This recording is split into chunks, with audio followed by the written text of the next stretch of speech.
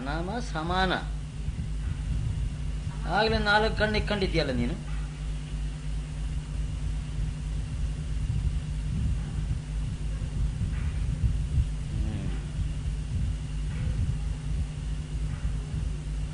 ಇದು ಪರಂ ಸಂತ ಸದ್ಗುರು ಕಬೀರ್ ದಾಸರ ವಾಕ್ಯ ಇದ್ದದ್ದು.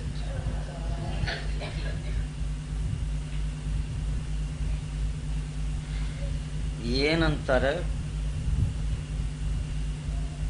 ಜನ್ಮ ಜನ್ಮಾವಧಿಗಳಿಂದ ಅಹಂಕಾರಕ್ಕೆ ಗುರು ಮಾಡಿಕೊಂಡಿದ್ದೇವೆ.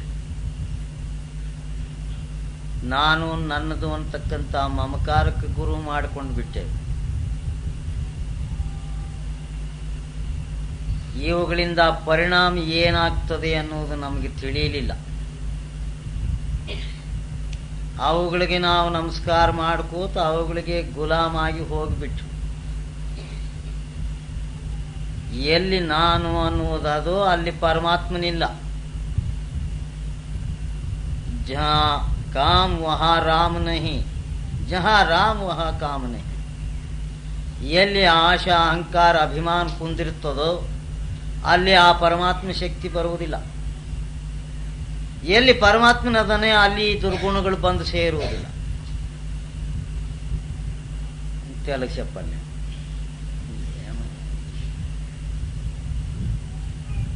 మిక్సెట్ ఇది. అందుకే కబీరదాసు ఏమంటాడు, ఈ మాయా మనస అహంకారం అనేటువంటిది ఏదుందో దీనిని బాగా తెలుసుకో. ఇప్పుడు ఎన్నో జన్మాలు తెలుసుకోక నువ్వు వ్యర్థంగా పోగొట్టి వేశావు. ఇప్పుడు మనుష్య జన్మము తిరుగు ఆకస్మికంగా మనకు సద్గురువు యొక్క కృపతో దొరికింది.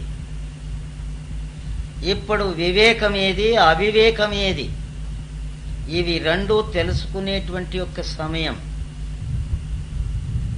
ఈ సమయాన్ని కూడా నువ్వు పోగొట్టుకున్నావా, మళ్ళా మనకు మనుష్య జన్మం వస్తుందో లేదు. ఎందుకంటే మేము ఆశ్రయించిన, మేము నమస్కారం చేస్తూ ఉండేటువంటి యొక్క శక్తుల గురించి ఆలోచిస్తే అవి జన్మ మరణానికి తీసుకువచ్చేటువంటి యొక్క శక్తులే. ఎక్కడ అభిమానం ఉందో అక్కడ నువ్వు మునిగిపోతావు. డూబ్నే కే లియే అభిమాన్, తర్నే కే లియే సత్నాం.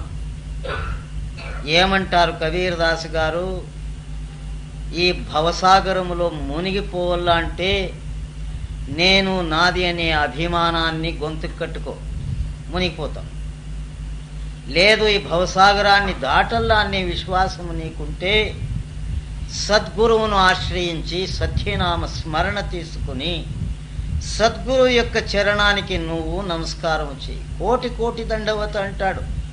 ఒకటి కాదు, శ్వాస శ్వాసములోను సర్వవేళలందు సద్గురువుకు నువ్వు దూరమే ఉండు, దగ్గరే ఉండు, నమస్కరిస్తూ ఉండు. దూరం ఉంటే ఎట్ల స్వామి నమస్కరించేది అనే ఒక సంశయం వస్తుంది. వస్తుందా? మన ఇంటి దేవుడే సంశయము యాలు రాదు. అప్పుడు ఏం చేయాల? బుద్ధ భగవాను ఒకనాడు తన శిష్యునికి ఏమంటాడు, నువ్వు దక్షిణ దేశములో పోయి ఈ పరమార్థ విచారాన్ని బోధించి అజ్ఞాని జీవుల్ని ఉద్ధారము చేయమంటాడు. ఆ శిష్యుడు 40 ఏళ్ళ నుంచి గురువు సేవ చేసినటువంటి వాడు, ఒక్క క్షణము గురువుని విడిచినటువంటి వాడు కాదు. సదా సర్వకాలములోనూ సద్గురువు యొక్క దర్శనము, సద్గురువు యొక్క పాద నమస్కారము, సద్గురువు యొక్క దివ్య నామముతో కూడిన మహత్వముతో కూడిన సత్సంగమును వినడము, దీనిలోనే 40 సంవత్సరాలు గడిచివేశాడు. ఇప్పుడు గురువు యొక్క ఆజ్ఞ విన్న వెంటనే ఆయనకి చాలా దుఃఖం వచ్చింది. నేను గురువుని విడిచి దూరం పోవాలి కదా. ఉదయం లేస్తే సద్గురువు యొక్క దర్శనం అవుతూ ఉండే. ఆయన ప్రేమయుతమైనటువంటి ఒక మాట నా చెవుకు పడుతూ ఉండే. ఆయన పాద స్పర్శము చేసి నా పాపాన్ని పోగొట్టుకుంటే ఇప్పుడు దూరం పోతే ఎట్లా అని భావించాడు. అడుగుతాడు గురువుకి, ఎట్లపా ఈ స్థితిలో నన్ను పంపితే ఎట్లా? అప్పుడు బుద్ధ భగవానుడు గురువు ఏమంటాడు, రే నువ్వు భయం పడవద్దు, నువ్వు ఎంత దూరం ఉన్నా నేను ಯಾವ దిక్కులో ఉన్నానో ఆ దిక్కులో తిరిగి నిలుసుకో. నేలను ముట్టి నమస్కారం చెయ్యి, నేను గురువుకు నమస్కారం చేస్తూ ఉన్నాను అని భావించి నమస్కారం చెయ్యి. సద్గురువుని దర్శనం చేసుకుంటున్నాను. ఎట్లా దర్శనం? గురువు అంటే ఏదో వ్యక్తి కాదు, అది శక్తి, వ్యాపక శక్తి. ఒక చెట్టు గాని ఒక రాయి గాని నీకు కంటికి ఎదుట కనపడితే అదే గురువు అను.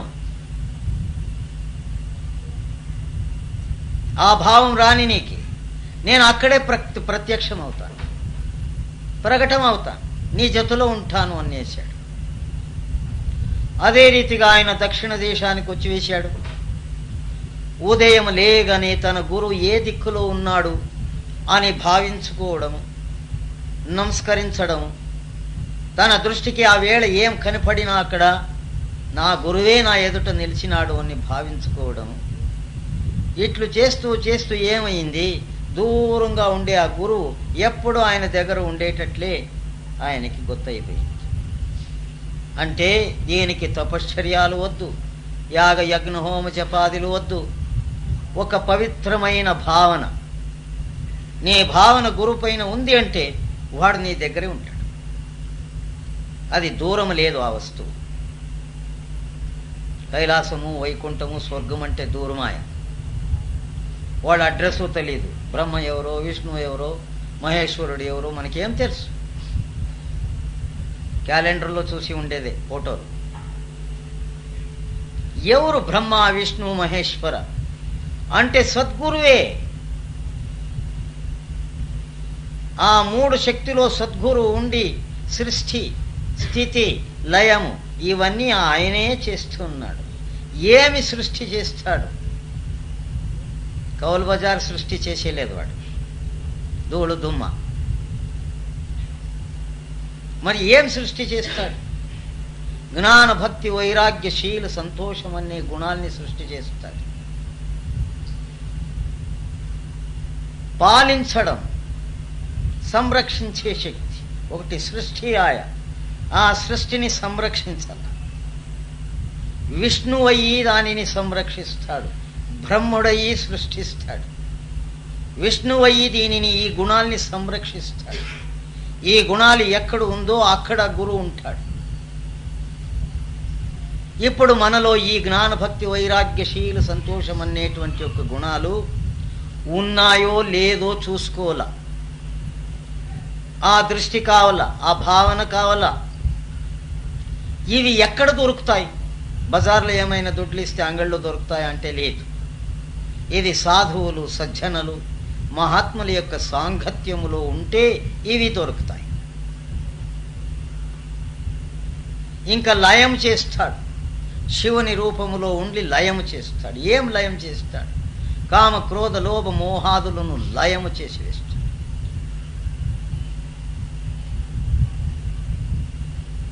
అంటే మనకోస్కరము సద్గురువు ఎంత సమీపమైనాడు. నిరాకార నిరంజనటువంటి యొక్క వ్యక్తి, శక్తి సాకార రూపములో వచ్చి మన మాదిరిగా శరీరాన్ని ధారణ చేసి ప్రేమ వాణితో మమ్మల్ని జాగృతం చేస్తున్నాడు. గురువే ప్రేమ స్వరూపుడు, ఇంకెక్కడ ప్రేమము దొరకదు. వాడు ప్రేమాన్ని బోధిస్తేనే మనకు గుర్తయ్యేది. అందుకే మీరాబాయి ఏమంటుంది, బినా ప్రేమ సే మిలే నహీ నందలాల్. ప్రేమము లేనిదే పరమాత్ముడు చిక్కుతాడంటే ఇది ముమ్మాటికి అబద్ధమయ్యా, అసత్యమయ్యా, ఇది సాధ్యం కాదు. అందుకే నువ్వు ప్రేమముతోనే వచ్చినవాడు. సద్గురువు ప్రేమస్వరూపి, పరమాత్ముడు ప్రేమస్వరూపి. అటువంటి శక్తి యొక్క అంశము నువ్వు ప్రేమమే. అది నువ్వు మర్చిపోయినావంతే. ఆ మరపును తీసివేయడమే సత్సంగం.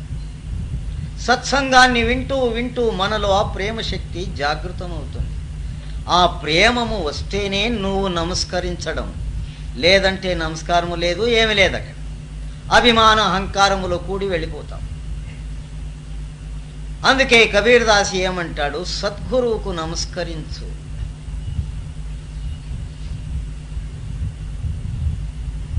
అది ఎప్పుడూ ఒక వ్రతంగా ఉన్ని, అదే తపశ్చర్యము. నీకు నీ అహంకారము నాశనమైపోవాలంటే సద్గురువుకు నమస్కరిస్తూ ఉండాల, ఆయన ఆజ్ఞను పరిపాలిస్తూ ఉండాల. వాడు మనకు ప్రబోధించినటువంటి యొక్క ఆ దివ్య నామములను స్మరణ చేస్తూ ఉండాల. అవి ఇవి మాట్లాడుకుంటూ అల్టాలు కొట్టుకుంటూ వ్యర్థంగా శ్వాసాన్ని పోగొట్టకూడదు. ఇవే మేము చేస్తూ ఉన్నాం ప్రతినిత్యం.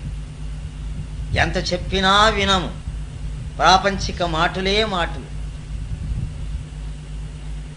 దాని నుండి ఏం చిక్కుతుంది మనకు? ఏమీ చిక్కదు. చంచలయుతంగా నీ చిత్తము పిచ్చితనంగా మారి ప్రపంచములో తిరగాడుతుంది. యశోద కృష్ణునికి ఏమి బోధిస్తుంది అంటే, చిరంజీవి యాగలో చిన్న నేను, ఒరే బాలకుడా, నువ్వు చిరంజీవి కావాలరా, శాశ్వతుడుగా ఉండాల, నువ్వు జన్మ మరణానికి అతీతంగా నువ్వు ఉండాల. కృష్ణుడు అడుగుతాడు, అది ఎట్లయితుందమ్మా? హరిదాస దాస దాసరా పాదదూళాగి. ఆ పరమాత్మని యొక్క భక్తులు ఉన్నారు, ఆ భక్తులకు సేవ చేసే వాళ్ళు ఉన్నారు, వాళ్ళ సేవ చేసే వాళ్ళు ఉన్నారు. అటువంటి వాళ్ళ యొక్క పాద ధూళు నువ్వైతే చిరంజీవత్వం వచ్చేస్తుంది నీకు. వాళ్ళ సాంగత్యములో ఉంటే చాలు, ఆ చిరంజీవత్వపు యొక్క మర్మము నీకు తెలిసిపోతుంది. అంటే ఆ పరమాత్మని యొక్క దివ్య నామస్మరణ చేస్తూ దానిలోనే ఐక్యమైనటువంటి వాళ్ళు మహాత్ములు శరణలు చిక్కితే నీ భాగ్యము ఉదయం అవుతుంది. నీ జన్మ జన్మముతో కూడిన ఆశ అనేటువంటి యొక్క ఆ దుష్ట శక్తిని నీ వదిలి వెళ్ళిపోతుంది. ఆశే వెళ్ళిపోతే ఏముంది? ఆనందమే ఆనందం. ఇంకొకటి కావాలా, ఇంకొకటి చిక్కల్లా అన్ని కోరికలే ఉండదు నీ దగ్గర. జిస్కో కచూన్ చాహే వహీ షహన్షా. మహాత్ములు ఏమంటారు, ఇటువంటి యొక్క ఆశను ఎవడు చంపివేశాడో, ఎవనికి కావాలా వద్దు అనే ఈ భావనే లేదో అటువంటి వాడే పరమాత్మ స్వరూపి. ఆ పరమాత్మ శక్తి ఉండేది కూడా అట్లే. నువ్వు ఆ విధంగా ఉండు, ఏది తక్కువైతుందో చూస్తాం. మేం మనసు మాట అహంకారం మాట విని ఇది అబద్ధం అని తీర్మానం చేసి వేసి నేను చేస్తేనే అయ్యేది అని ఆశలో చిక్కి నాశనమైపోతాం.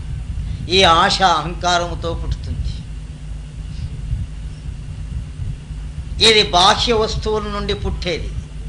ప్రేమ నీ అంతరంగములో నేరంగా సద్గురువు యొక్క కృపాశీర్వాదముతో పుట్టేది. యావది కావాల విచారించు, పవిత్రత కావాలన్నా అపవిత్రత కావాలన్నా విచారించు. ఆ విచారణ చేసేటువంటి యొక్క శక్తి నీకు ప్రసాద రూపకంగా ఇచ్చేది ఏదంటే సత్సంగం. సత్సంగాన్ని ఎవడు శ్రద్ధంగా విని దాని మాదిరిగా నడుచుకోవాలని సిద్ధమవుతాడో వానికి బాహ్యములోనూ అంతరంగములోనూ సద్గురువు సహాయం ఇస్తాడు. అక్కడే వాడు ప్రకటమయ్యేది. ఎక్కడో గుట్టలో అరణ్యములో గవిలో అక్కడ ఇక్కడ నేను ధ్యానం చేస్తాను తపస్సు చేస్తానంటే అక్కడ దొరకడు. వాడు సత్సంగములోనూ సజ్జనుల యొక్క సాంగత్యములోనూ స్మరణలోనూ సిక్కుతాడు. ఇంకేమేం చేసినా దొరకదు. అటువంటి యొక్క దివ్య నామస్మరణ నువ్వు ప్రేమ భావముతో చేస్తూ ఉంటే ఇంకొకరిని అడిగే పనే లేదు. ఎప్పుడూ నీ జతులో ఆ పరమాత్ముడు ఉంటాడు.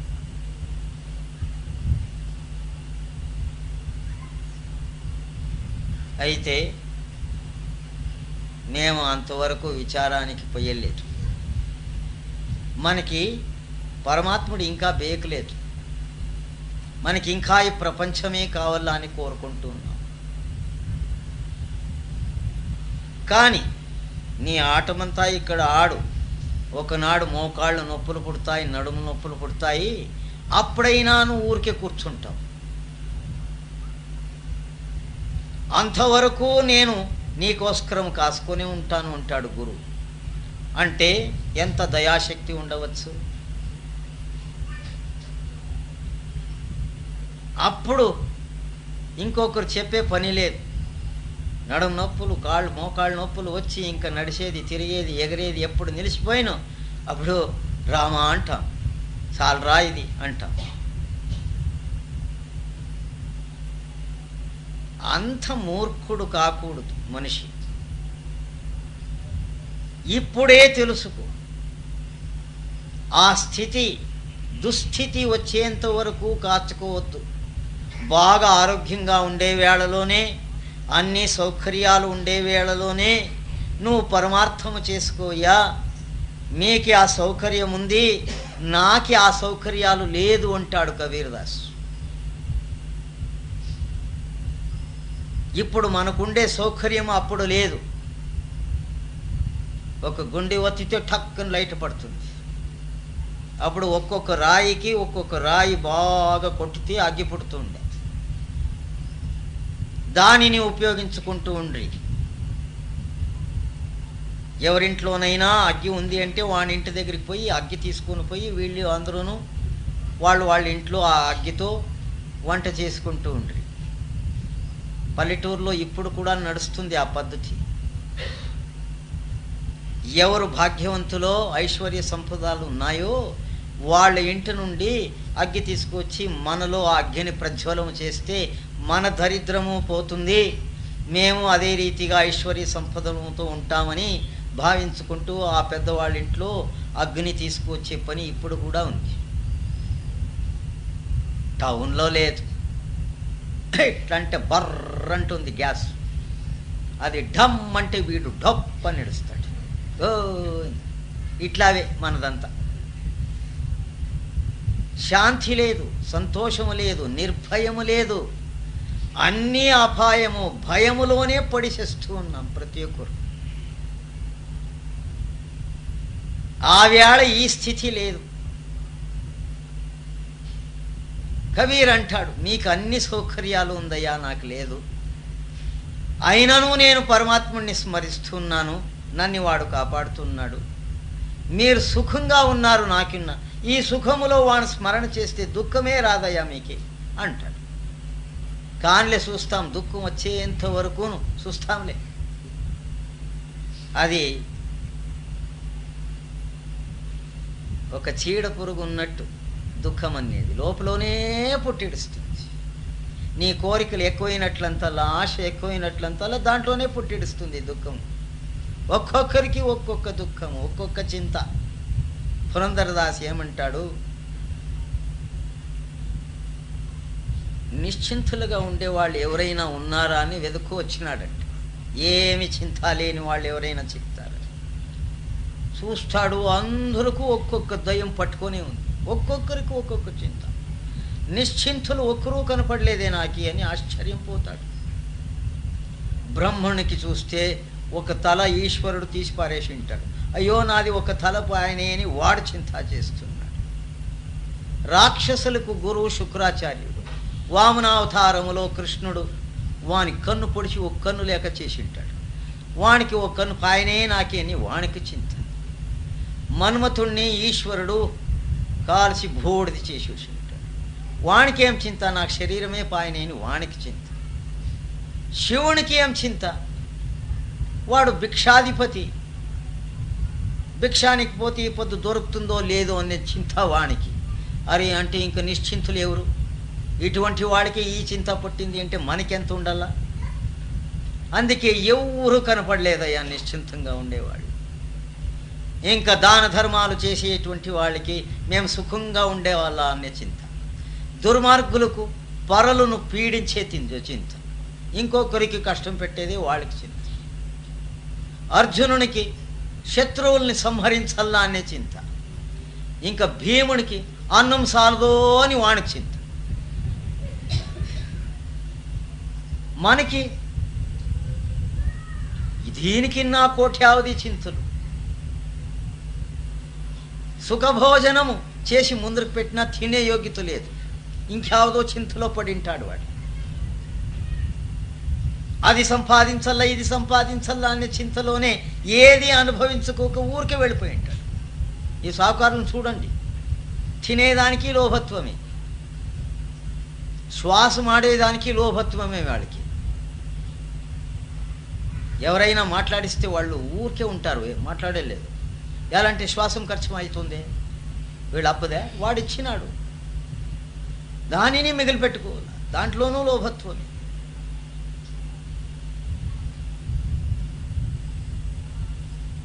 ఇంకా భక్తులకు పరమాత్మని యొక్క దర్శనం కావాలా అనే చింత, ముక్తాత్ములకు ఎప్పుడూ పరమాత్ముడు మా దగ్గరే ఉండాలా అనే చింత, ఇంకా పరమాత్మునికి మా ఇట్లా వాళ్ళని సంరక్షించాలి కదా, కాపాడాలి కదా అని వానికి చింత.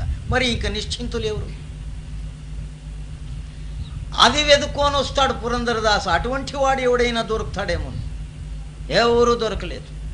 గురువుని అడుగుతాడు, ఏమయ్యా ఇట్లుందే, నువ్వు చెప్తావు నిశ్చింతంగా ఉంటే ఆ రామనామం అక్కడ ప్రకటమవుతుంది అంటావు, నాలోనూ ఆ నిశ్చింతత్వం లేదు, ప్రపంచమంతా చూస్తే ఎవరికీ లేదు, మరి ఏం గతి? అప్పుడు గురువు నవ్వుతూ నవ్వుతూ ఏమంటాడు, నా చింత నువ్వు చెయ్యి, నీ చింత నేను చేస్తాను అన్నాడు.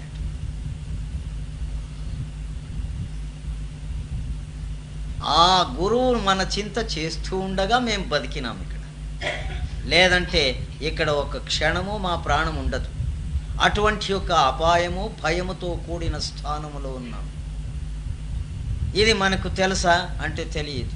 అహంకారముతో కళ్ళు గుడ్లై, చెవు ఉన్నా కూడా మేము చెవిటి వాళ్ళయి ఈ ప్రపంచంలో పిచ్చి వాళ్ళుగా తిరుగుతున్నాం. ప్రతి ఒక్క అడుగు అడుగుకు కూడా మరణ భయమే.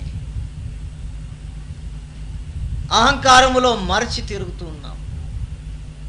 ఆ అహంకారానికి మేము బానిసులయ్యి అదే దేవుడు అనుకొని విడిచినాం, దానికే నమస్కారాలు పెట్టుకొని పోతూ ఉన్నాం. మన దేవుళ్ళంతా అభిమాన దేవతులే, ఒక్కరికి నా ఒకరు, నేను పెద్ద నేను పెద్ద, వాళ్ళే కాట్లాడతారు. అహంకారము అభిమానం ఉంది అంటే అక్కడ నువ్వు నేను అనే ద్వైత భావం పుడుతుంది, అక్కడ కాట్లాడేది. అటువంటి వాళ్ళు మనకు దేవుళ్ళు అయితే మన ఇంట్లో శాంతి ఉంటుందా? అక్కడ కూడా అదే. ఇది తెలుసుకోకనే స్వామి ఎప్పుడూ మన ఇంట్లో జగడము, ఏదో ఒకటి హెచ్చు తక్కువ అయ్యింది, మీరు కాళ్ళు మన ఇంట్లో పెట్టేడిసే ఆ పీడని నువ్వు తీసుకుపో, నీ మంచితనం మనకిచ్చిపో అంటారు. దీనికి వ్యాపారమే. గురువు కురువోడు కాదు, వాడు కాలు పెడుతూ ఉండగానే నీది నీ దగ్గరే ఉన్ని, నాది నా దగ్గరే ఉన్ని అంటాడు వాడు.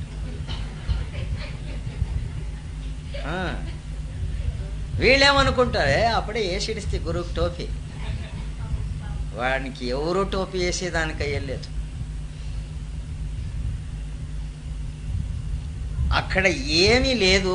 నీ భావన, నీ ఆలోచన, నీ వృత్తి మాయా మనసు అహంకారములు కూడింది గనుక అక్కడ దుఃఖము క్లేశము సంఘటము పుట్టింది. అందుకే ఆ మూడు వదులుకో. సద్గురు యొక్క సత్సంగాన్ని విను, సద్గురువు ఏం చెప్తాడో అంత మాత్రము చెయ్యి. అప్పుడు చూడు, నీ ఇంట్లోనూ నిశ్చింతత్వం, నీ అంతరంగంలోనూ నిశ్చింతత్వమే ఉంటుంది. అక్కడ రాముడు ప్రకటమవుతాడు. వాడు వెతుకుతూ ఉంటాడు, నిశ్చింతంగా ఎవడున్నాడో అక్కడ ఉందాము. అందుకే నేను సద్గురువుకు శరణు పోయి ఆయనకి కోటి కోటి దండవత నమస్కారాలు పెడతాను. ఎందుకంటే ఈ మర్మాన్ని నాకు బోధించి తన మాదిరిగా చేసుకున్నాడు గురువు. అది గొప్పతనం గురువుది. నువ్వు పాపిష్ఠుడో పుణ్యవంతుడో, నువ్వు మంచి ఉత్తమ కులస్థుడో కాదో ఇవన్నీ చూడడు. ఆయన దగ్గర ఇవన్నీ లేవు. ఏముంది, నువ్వు వచ్చి నన్ను చూశావు, నేను నిన్ను చూశాను, నువ్వు నమస్కరించినావు, నేను అభయహస్తం ఇచ్చినాను, నీ భయమంతా పోని అని నేను ప్రేమంగా ఆశీర్వదించిన, నువ్వు నావాడయ్యా అంటాడు. ఇంకెవరైనా ఇట్లా అన్నారా విచారించాల. ఈ ప్రపంచంలో ఎన్నో దేవుళ్ళు గీవుళ్ళు అని తిరుగాడతామే, అవి ఈ మాట ఏమైనా పలికిందా? నిన్ను స్వీకరించింది ఆ శక్తులు అని విచారించాల. వాటికి ఈ శక్తి, ఈ త్రాణమే లేదు. నీ అధీనములో ఉన్నాయి అవన్నీను. ఇది ఖండనేం కాదు, తిరస్కారం చేయలేదు నేను. మీరు చేస్తూ ఉండే అజ్ఞానాన్ని మీ కంటికి కనపడేటట్లు చూపిస్తూ ఉన్నాను.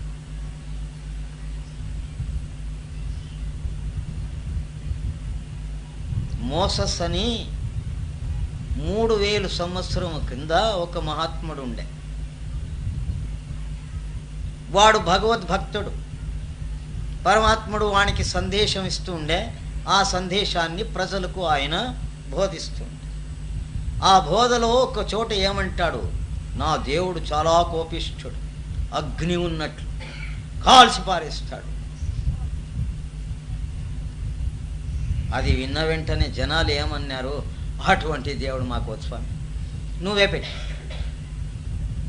మాకి ప్రేమ ఉండేవాడు కావాలా, నవ్వుతూ నవ్వుతూ మాట్లాడించేవాడు కావాలా, నవ్వించేవాడు కావాలా, ఈ దుఃఖాన్ని మరపించేవాడు కావాలా, శాశ్వతమైన ఆనందాన్ని ప్రసాదించేవాడు కావాలా. అవునా? అవునా? మరి కాల్చేసేవాడు అగ్నిలో. అప్పుడు ఒక పసిబాలకుడు లేచి, అటువంటి వానికి మా తల్లిదండ్రులే మేలు కాదయ్యా అన్నాడు. ఒకసారి తిట్టుతారు, ఒకసారి కొడతారు, తిరుగు ఎత్తుకొని ముద్దు పెట్టుకుంటారు. ఒరే, నేను కొడితే నీకు దెబ్బ తగిలినా ఏమనుకోవద్దురాలే, మిఠాయి ఇప్పిస్తాను, చాక్లెట్లు ఇప్పిస్తాను, తిరుగు ప్రేమం చేస్తారు. మరి వీళ్ళే మేలు కదా, నీ దేవుడు వద్దయ్యా అని అడిచి. ఒక్కొక్కరు ఏమంటారు, మీ ఇంటి దేవుడు ఎవరు? వీరభద్రస్వామి. అయ్యో తండ్రి, వీరభద్రస్వామి వద్దమ్మా. వాని ఆర్భటము, వాని కుణతాలు, ఎగరాటము చూసినారా? వీరభద్రస్వామి వేషం వేసుకొని వస్తారు.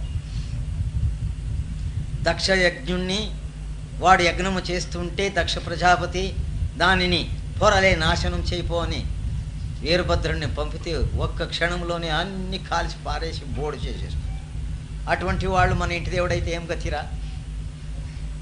ఒక క్షణంలో ఉండే బుద్ధి ఒక క్షణంలో ఉండదే. అటువంటి వాళ్ళు ఇంటి దేవుడైతే ఏం గతి? శాంతంగాను సౌమ్యంగాను ఆ ఆనంద స్థితిలో మగ్నుడుగా ఉండి సర్వజీవరాశులకు శాంతిని కోరేవాడు, ఆనందాన్ని ఇచ్చేటువంటి వాడు గురువు అని అర్థం. అటువంటి గురువు నాలో ఉన్నాడు.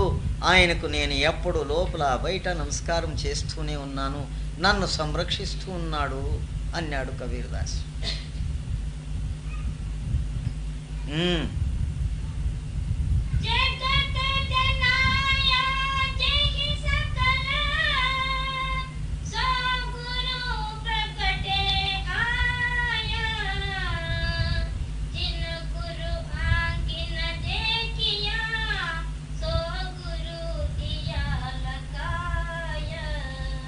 ఏ దానిని నేను చూడాలా అనుకుంటున్నో, ఏది నా దృష్టికి కనపడుకోక ఉందో, అదృశ్యంగా ఉందో, అటువంటి వస్తువుని సద్గురువు నా దృష్టిలో తీసుకొచ్చి నా దృష్టిలోనే కూర్చోబెట్టి, ఇదిగో దీనిని చూడు, ఇంకే దానిని చూడవద్దు. భారతంలో కూడా ఇది వస్తుంది. ఒక్కసారి నిన్ను చూసిన తరువాత ఇంకొక దానిని చూసేదే వద్దు అని కన్ను మూసుకున్న వాళ్ళు తెరియనే లేదు. అనేక మంది మహాత్ములు మహాభారతంలో వాళ్ళ చరిత్ర వస్తుంది. నిన్ను చూసిన తరువాత ఇంక ఏడు చూడ. కుంతిని అడుగుతాడు కృష్ణుడు, ఏ తల్లి, వృద్ధాప్య దశలో ఉన్నావు, నీకేం కావాలో కోరుకో ఇస్తాను. అయ్యో పిచ్చోడా, నాకు ఏమి వద్దు నాయనా, నిన్ను చూసినాను, నీ మాట విన్నాను గనుక ఇంకొక మాట వినే బుద్ధి నాకు పుట్టించొద్దు. నిన్ను చూసిన తరువాత ఇంకోటి చూడాలా అనేటువంటి యొక్క చంచలత్వాన్ని కలిగించవచ్చు. ఇంతే చాలు అని ఆయన మమ్మల్ని అడిగింటే వాడిని కోతి కొనిపి ఇచ్చినట్లు కొనిపించిడుస్తూ ఉంటుంది. అది చా, ఇది చా, అది ఇది ఓ ఇంత పొడవు లిస్టు రాసి వాడి చేతికి ఇచ్చి పిచ్చి ఆసుపత్రికి పంపిడుస్తుంటే వాడిని. అందుకే మన దగ్గర రాడు వాడు. భయం పడతాడు.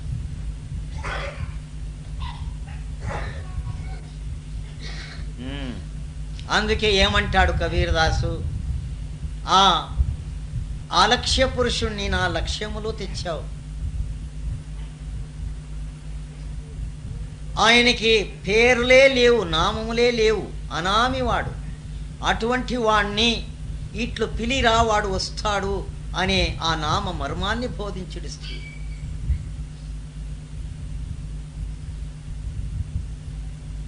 ఎంత ఉపాయమయ్యా ఇది! ఎవడో ఒకడు తెలుసుకుంటాడు, అందరికీ ఇది అర్థమయ్యే లేదు. అందుకే పురంధరదాస్ ఏమంటాడు, నీన్యాకో ఏయ్ నువ్వ్యాలరా, నీ అంగు నాకేమిటికిరా, నీ నామం బలం ఒకటి ఉంది చాలు హో అని నడిచినాడు. నీన్యాకో నిన్న హంగ్యాకో నిన్న నామద బలవందిద్దరే సాకు అన్నాడు. అంతే చాలు, నీ నామస్మరణ నా గురువు నాకు ఇచ్చి వేశాడు. నేను ఎట్లు కట్టివేయలనో చెప్పివేశాడు. నువ్వు ఎక్కడైనా ఉండు, ఒక్క సెకండ్లో నిన్ను నా దగ్గరకు పిలిపించుకుంటాను. ఆ పవర్ నాకు గురువు ఇచ్చినాడు. అందుకే నేను గురువుకు నమస్కారం చేస్తాను. ఇటువంటి ప్రసాదాన్ని ఎవడిస్తాడు? ఆ పరవస్తు యొక్క సాధన రహస్యాన్ని మనకు బోధించి దీనిలో స్వల్ప మాత్రం చేయి చాలు. అల్పమప్యస్య రాయతే మహతో భయాత్. నువ్వేం జాస్తి ఎక్కువగా చేసే పని లేదు, కొంచెం స్వల్పమప్యస్య.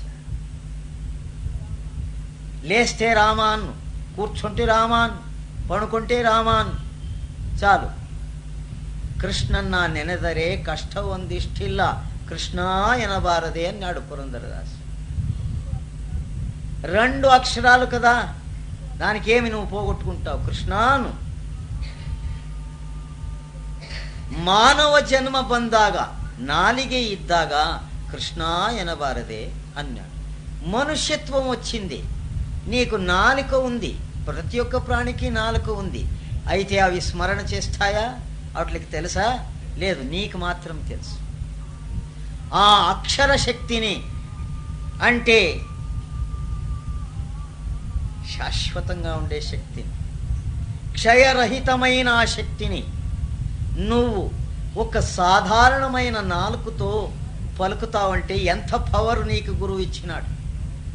సాధారణమైన నాలుక, ఎమకలేని నాలుక, ఎట్లంటే అట్లే పొరులుతుంది, ఎట్లంటే అట్లే తిడుతుంది, ప్రపంచం మాట్లాడుకొని చేస్తుంది.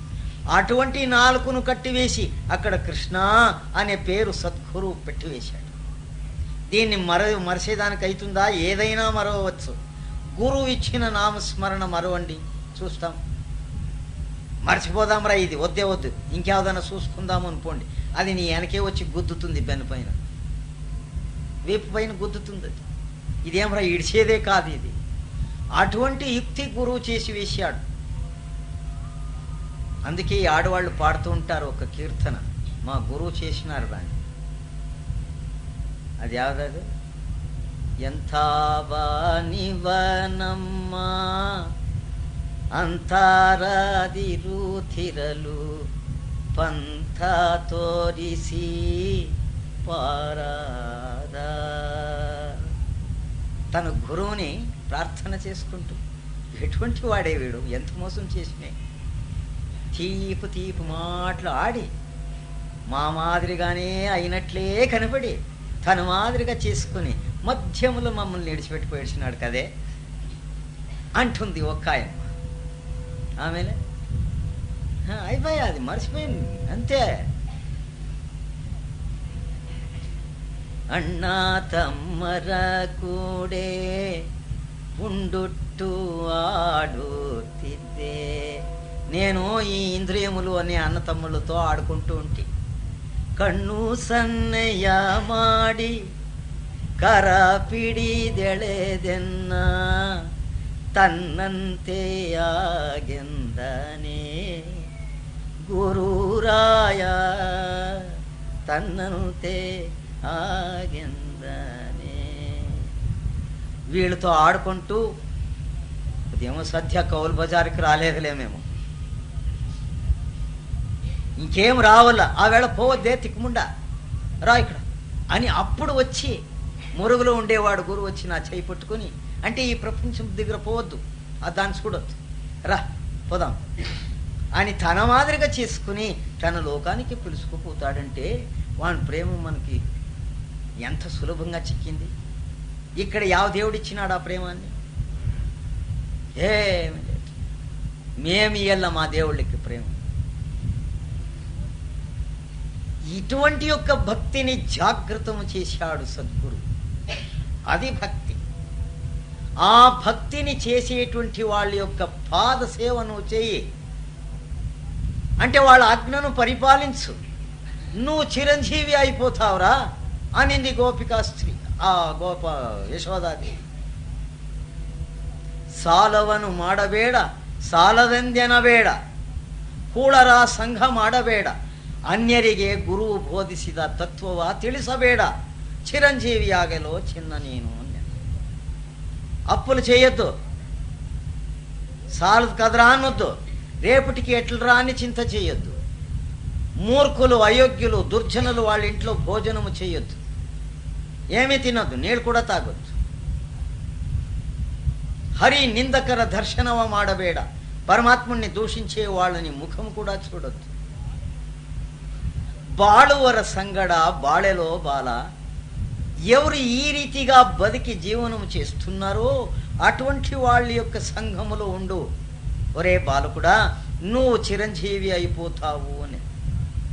ఎంత సులభంగా కఠినతరమైనటువంటి యొక్క పరమార్థాన్ని దూరం చేసి సులభంగా ఉండేటువంటి యొక్క ఈ భక్తిని మన ముందర ఉంచారు. దీనిని సిద్ధించుకోవడానికి ఏమి శ్రమ పడే పనే లేదు. మలగెద్దు మై మురిదు ఏಳುವಾಗ ಒಮ್ಮೆ కృష్ణా ఎనబారదే అన్నాడు పురంధరదాసు. పడుకుంటాం, లేస్తాం, ఒళ్ళంతా విరుచుకొని లేస్తాం అంటారు ఒకరు, అన్నారు. యానా తినిండే పదార్థాలు అటువంటిది. పాడైంది పిండి మిరపకాయలు, పకోడాలు ఎవడెవడో చేసి పెట్టింటాడు. ఆ ధూళు దుమ్ములో పడింటాయి అవి, కల్తీ నూనె. అటువంటివన్నీ తిని అజీర్ణం ఎత్తుకొని చేతులు కాళ్ళంతా దీనికి చెడుచుకున్నట్లు చెడుచుకొని వీడు ఎట్లేస్తాడు పాప అనేది. చిప్పమ్మ అని ఉండే మా ఊర్లో, పాప ముసలాయం చనిపాయ, మా గురువు యొక్క శిష్యురాలు. ఆ అమ్మ కొండకొస్తుండే, నేను కొండలో ఉండేవేళ. పాపము ముసలిది, అప్పుడు మెటుకులు కూడా లేదు, చాలా కష్టం ఎక్కేది. ఏడదైనా చేసుకొని వచ్చేది, అది దాచిపెట్టుకొని ఎవరు చూడకూడదు, ఇంకొకరికి తెలియకూడదు. ఎందుకు అంటే మా గురువు యొక్క ఆజ్ఞ, నేను ఎవరు ఏమిచ్చినా తీసుకోకూడదు. ఒకటి, ఎవరైనా తీసుకొని వచ్చి ఇస్తే వాళ్ళని సద్గురు తన సంఘము నుండి దూరం చేసి ఇడుస్తుండే, నువ్వు రాకూడదు అని చెప్పి. పాపం ఆ ముసలాయమ్మ ఇవ కొండలో చేస్తాడు, తెలియకోక వచ్చేసినాడు. హాయిగా బెంగళూరులో తినుకొని పరాడుకొని ఉండే, ఎటువంటి కష్టంలో చిక్కిపోయినాడు రా అని దొంగతనంగా దాచిపెట్టుకొని వస్తుండే. పాపం ఆ ముసలిది ప్రేమము, ఎంత దొంగతనం చేసినా కూడా తన దృష్టి చూస్తుంది కదా, పిండి మిరపకాయని పకోడాలని తాను చూస్తుంది కదా, అది తెలియదు పాపం. ఆయన ఇంకా నా ముందర పెడితే నేను చూస్తాను కదా, అది తెలియదు. అబ్బా ఇది ఇప్పుడే చేసుకొచ్చినాను, నూనెలు కాదు నెయ్యిలో చేసుకొచ్చినాను, నువ్వు దాచిపెట్టుకొని తిను, ఎవరికో చూపొద్దు కాదవా. నువ్వు చూస్తే నేను చూశాను, దాచిపెట్టుకొని ఎట్లా తినేది? అవునరా, నిజమే. ఇది తెలియకోకపోయే కాదు, తెలుసుకుంటువి కదా, రేపటి నుంచి వ్యాధి తీసుకురావద్దు. ఎట్లు తెచ్చినావు అట్లే దాచిపెట్టుకుని తీసుకోపో. ఒకటాన అట్లు నమ్ములవయ్యా, ఏదో పొరపాటు అయ్యింది. ప్రేమ అది. అయితే సద్గురు యొక్క ఆజ్ఞ తీసుకుంటూ ఉండలేదు. ఎవరికైనా వచ్చిన వాళ్ళకి ఇచ్చివేయమ్మా అంటూ ఉంటుంది. ఆయమ్మ ఆ కొండలో అవి ఇవి పని చేసి ఆ సత్సంగం చేసి హాల్లో పండుకుంటూ ఉండే. పాపము కష్టజీవి, పని చేసిన ఆయమ్మ ఇదో మా పార్వతవ ఉన్నట్లు ఒక నిమిషం ఊరికే ఉండలేదు. ఊరికే ఉండే వాళ్ళని ఊరికే ఉండు అనే లేదు, లేపేదే వాళ్ళని రా అక్కడ పని తాను చేసేది ఇంకొకరితోనూ చేయించేది. భారతమును చూసిన వెంటనే కొందరు సోమారులు ఉంటారు, ఆడవాళ్ళు మగవాళ్ళు, వాళ్ళకి ఆర్ట్ ఫెయిల్యూర్ కొట్టుకుంటూ ఉంటారు. చూసిరో ఏం చెప్తున్నారు.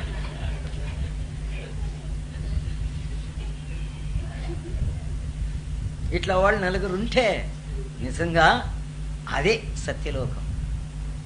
అంటే సేవ, ధ్యానం అనకా చేయరు, నామస్మరణ చేయరు, సేవానా చేసి ముక్తులు కావండిరా అని ఆయన మొత్తుకుంటుంది. వీళ్ళు బాగా తిని పడుకొనే చూస్తారు. పాపం ఆ ముసలిది అట్లే. సేవ అంటే ఇంకా వేళ పొద్దు లేక చేసేది. ఆ శరీరం తడుచుకోదు, పడుకొని ఎడుస్తుండే, కొంచెంసేపు లేచేట అంటూ ఉండే. నేను చాలా దూరం ఉంటే పైన కింద హాలు, అక్కడ ఆయన కూస్తే అక్కడ గడగడగడ అంటూ ఉండే ఆ బిల్డింగ్ అంతా. ఇదేం రా, ఇది ఏమాయి రాయి ముసలిది అని నేను దిగి వస్తూ ఉంటా. చూస్తూ ఓహో యావదో దేవుడు మై నిండిందిరా అనుకుంటుంటే, తిప్పమ్మా యావ దేవుడమ్మా అది అంటే, అయ్య ఏం లేదప్పా మై నొప్పు అంటూ ఉండే పాప. ఆ రీతిగా పురంధరదాస్ ఏమంటాడు, మలగి ఎద్దు మైమురివ కృష్ణా ఎనబారదే. ఇట్లు ఈ ప్రపంచ వృత్తులంతా చేసి మై నొప్పులు పుట్టింటుంది. లేచేటప్పుడు వీళ్ళంతా విరిగించుకొని లేస్తావు. అప్పుడైనా ఒకసారి కృష్ణ అనరా, పోతుంది ఆ నొప్పులంతా అంట. మేము అన్నాం అయ్యయ్యో అనేది ఒక్కొక్కరు లేచేటప్పుడు. కాపీ తెచ్చేమే పీడుముండా అనేది. ఏం మనుషులో మేము. మనదంతా తెలుసుకుంటే ప్రాణి పక్షి కోటిలు కూడా నవ్వుతాయి. ఏం గతి వచ్చిరా మీకే అని. సిగ్గే లేదు మనకు. అందుకే సులభ భక్తి అను మాడిరో బలవిల్లదవరు అన్నాడు పురంధరదాసు. సులభంగా ఉండే భక్తి చెప్తానురా, మీకు బలం లేదు గనుక సులభంగా ఉండే చెయ్యి అంటాడు. నళిన నాభన నళిన పాద సేవకరు. వాడు కోమలుడే పరమాత్ముడు, కఠినాత్ముడు కాదు, దయాపరుడు, కారుణ్యమూర్తి. ఆ గుణాలు తెలుసుకుంటేనే చాలు, మనలో అనేక విధంగా పరివర్తనం అయిపోతుంది. పశ్చాత్తాపం పుట్టుతుంది. పవిత్రమన మన ఉండే పరమాత్ముడు ఇచ్చిన ఆయుష్ అంతా వ్యర్థంగా అహంకారములో మాయములో పోగొట్టు వేస్తమే. ఇది మొదటే నాకే తెలిసింటే ఎంత బాగుంటుండే అని బాధపడతాం.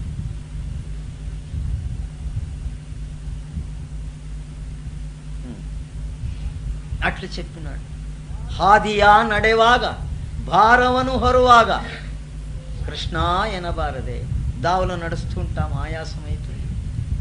అయ్యయ్యో అమ్మమ్మ అన్నొద్దు, కృష్ణ చాలు. ఆ ఆయాసం పోయి ఇడుస్తుంది. బరువు మోసుకొని పోతూ ఉంటాం. పెండ్లాములు చెప్పింటారు, బజారికి పోతున్నావు, అది తీసుకురా ఇది తీసుకురా.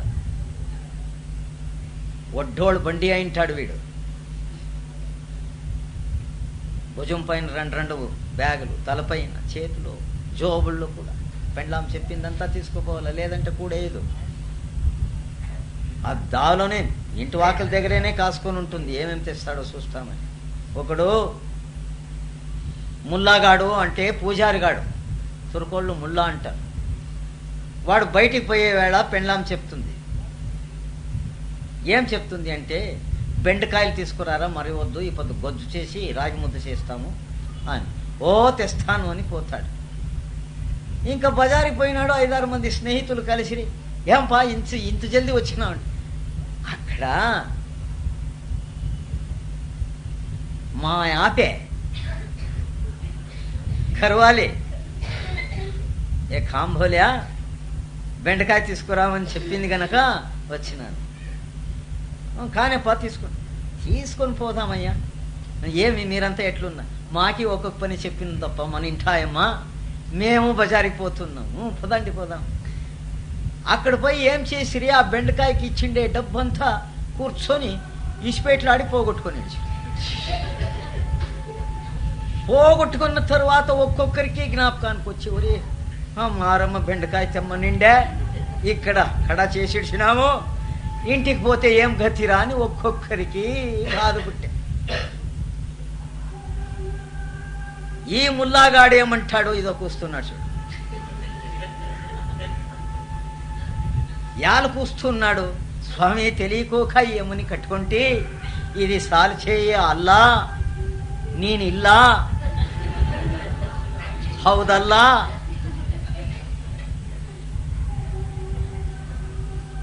ఉంటే రారా అని పిలుస్తూ ఉన్నాడు. వాడేం చెవిటోడా ఇట్లా అరియల్నేమి చీమ కాలికి కట్టిన గెజ్జ శబ్దము కూడా వాడు వింటాడు, ఇట్లా అరియల్నేమి లేదు. ఇది తెలివి తక్కువగా అభిమానానికి చిక్కి మేము అరిసేది కూసేది. అప్పుడు ముల్లాగాడు ఏమంటాడు, ఏం భయపడదండ్రా, ఈ పొద్దు మన ఇంటికి భోజనానికి వచ్చాడండి. ఒరే నువ్వు బెండకాయ తీసుకోలేదు కదరా అన్నాడు ఒకడు. నేను ఎలా చెప్పుకుంటాను రారా అని వాళ్ళు అంతా కలిసి ఒక 17 మందిలు ఉన్నారు. ఈయమ్మ బెండకాయ తెస్తుంది నా మొగుడు అని కాసుకుంది ఈయమ్మ ఖతీజా బీబీ. వీడు ఇంటి వాకిలి దగ్గరికి వచ్చినాడు, చేతులు కాళ్ళు నడిగేదానికి సురువాయా. ఈ 17 మందిలు అడుగుతారు, ఏరా ముల్లా యాలరా అని అడుగుతావు. ఇప్పుడు పుట్టిందిరా, ఇది ఏమిటి పుట్టినో ఏమో అర్థం కాదు అనే వేళకి సరిగ్గా ఏమో వాకలు దగ్గర ఉండే కదా. ఆ తుర్కోళ్ళ ఇంటికి వాకలు తెరిచిన గోని పట్ట అడ్డమేసి ఉంటారు పాతివి. అది చూస్తూనే తెలిసిపోతుంది ఇది తుర్కోళ్ళ ఇల్లు అని. ఇంకా కొన్ని గుర్తులు ఉంటాయి, గొర్రెలు మేకలు అక్కడ అంటుంటాయి. ఎక్కడంటే అక్కడే ఉంచింటారు గబ్బో గబ్బు. ఈ 17 మందిల్ని చూసా, తన మొగడిని చూసా, బెండకాయ తీసుకొస్తేమరా అని. ఉండు కొంచెం లోపల పోయేసి వస్తాను, బెండకాయ తెచ్చేమరా, చెప్తాను రావే లోపలికి అన్నాడు. మీరందరూ కొంచెంసేపు ఊరికే ఉండండి, బయట చేతులు కాళ్ళు కడుక్కొని వస్తాను, మీకంతా అరేంజ్ చేయాలి కదా, ఒకటి ఉంటుంది ఒకటి ఉండలేదు ఇంట్లో, కొంచెం కాసుకో ఉండండి, అంతా నేను లోపల తయారు చేపిస్తాను. లోపలికి పోయా. ఎందుకు పిలుచుకొస్తే వాళ్ళందరినీ ఇంట్లో, మా ఇంట్లో భోజనానికి పెండ్లైనప్పటి నుంచి పిలియలేదు వాళ్ళని. వాళ్ళు అడుగురి, నేనేమో రాండయ్యా అని ఏడిస్తే ఇప్పుడు ఏం చేయాలి నేను అంటే తీసి ఒక్క పక్కకు గుద్దే ఆయమ్మ. అప్పుడు వాడు ఇట్లే అరచే, అల్లారే జాన్ గయారే అని. బయట ఉండేవాళ్ళు ఓహో అక్కడ సురువైందిప్ప, ఇంకా మమ్మల్ని యావ్యావ్ తీసుకొని మొత్తుతుందో అని ఒకడు పోదామంటాడు, ఉండ్రా కొంచెం చూస్తాము ఉంటాడు ఒకడు. ఆఖరికి ఏం చేశా, పెండ్లామకి చెప్పా, కిటికీ వాకలు తీర్చి ముల్లా ఇంట్లో లేదు అని చెప్పాడు అని. ఇప్పుడు లోపలికి వచ్చిన వాళ్ళ చేతిలో చూసినారు, ఇంట్లో లేదు అని చెప్తే ఏమయ్యా ఇది మర్యాద, నువ్వు చెప్పవే నేను వెళ్ళ తర్వాత చూసుకుంటా. ఆయమ్మ వచ్చే, ముల్లాగాడు లేదండి పోండి అని. అరే ఇప్పుడు చెప్పి లోపలికి పోయా. మన ఇంటి సంప్రదాయమే అది, ఉన్నాము అని చెప్తాము, లేదు అని చెప్తాము. వాడు పోలేదు కానిలే చూస్తాం. వీడికి ఉండేదానికి కాకపోయా ముల్లాగాడికి. పెండ్లాంని వెనక్కి పిలిచి వాడు కిటికీ దగ్గరకు వచ్చి, ఏమండ్రా నా పెండ్లాం ముల్లాగాడు ఇంట్లో లేదంటే మీరు వెళ్ళిపోలేదు అని నేర్చు. అయ్యో ఉన్నావు కాదురా ఇంట్లో, వెనక వాకలు తెరుచుకొని ముల్లాగాడు పోయినాడు అనేది మీకు అర్థమయ్యలేదా? ఒరే ఇక్కడే నిలుచుకొని మాట్లాడుతున్నారు, నేను ముల్లానే కాకపోరాలి. ఇంకేం చేస్తారు వాళ్ళు, తల కిందకేసుకొని ఇంటికి పోయి.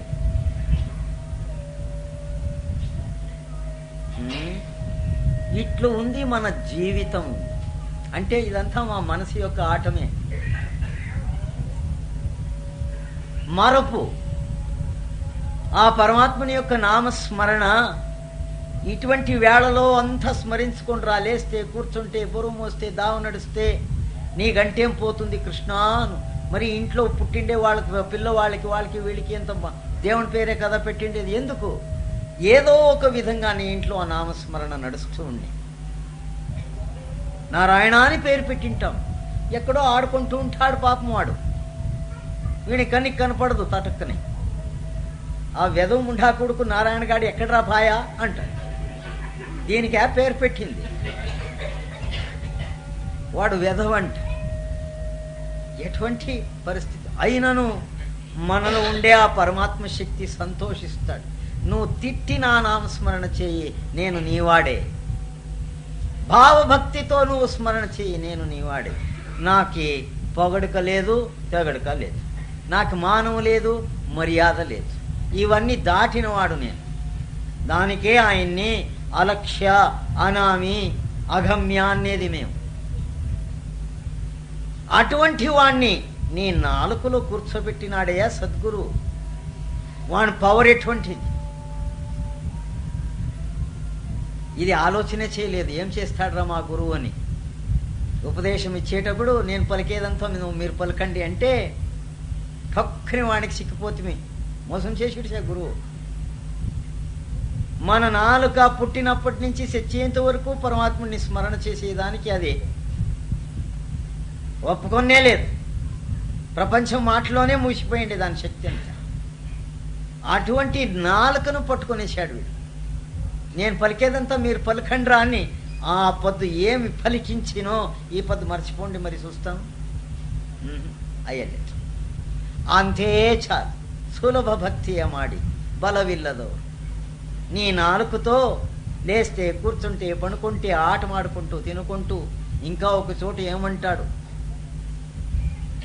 ಸುಖ ತಲ್ಪದಲ್ಲಿ ಸತಿಯೊಡನೆ ಮಲಗಿ ರತಿ ಕ್ರೀಡೆ ಆಡುವಾಗ కృష్ణ ఆయన బారదే అంటాడు. సతీ సమాగమము చేస్తావు, ఆ వేళలోనైనా కృష్ణ అనరా అంటాడు. అప్పుడు అంటావు, తూ మేరా John my Tera John. క్యారే Vithal సాబ్, నువ్వు నా ప్రాణము, నా ప్రాణము నీది అని కలిసి ఉంటావు. కృష్ణ అని ఒక్క ముండా కొడుకు అన్నాడు.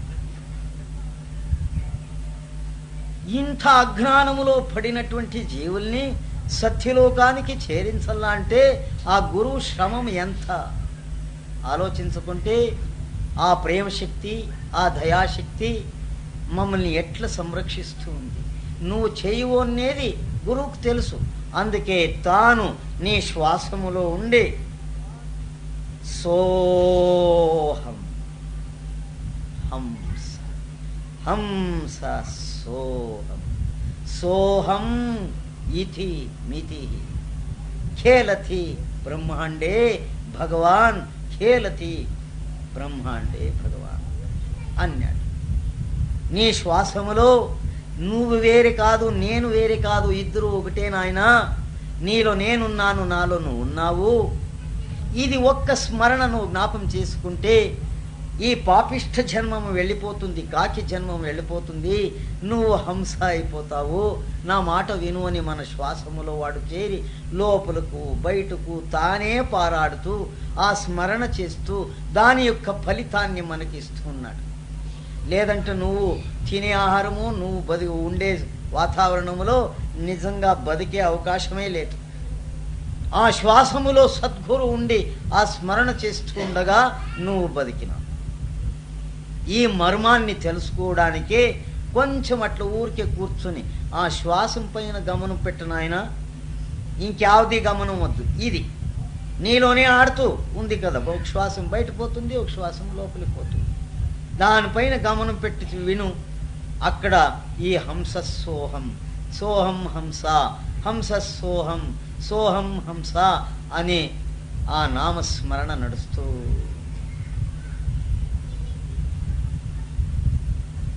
గురువు దీనిని ప్రకటన చేశాడు.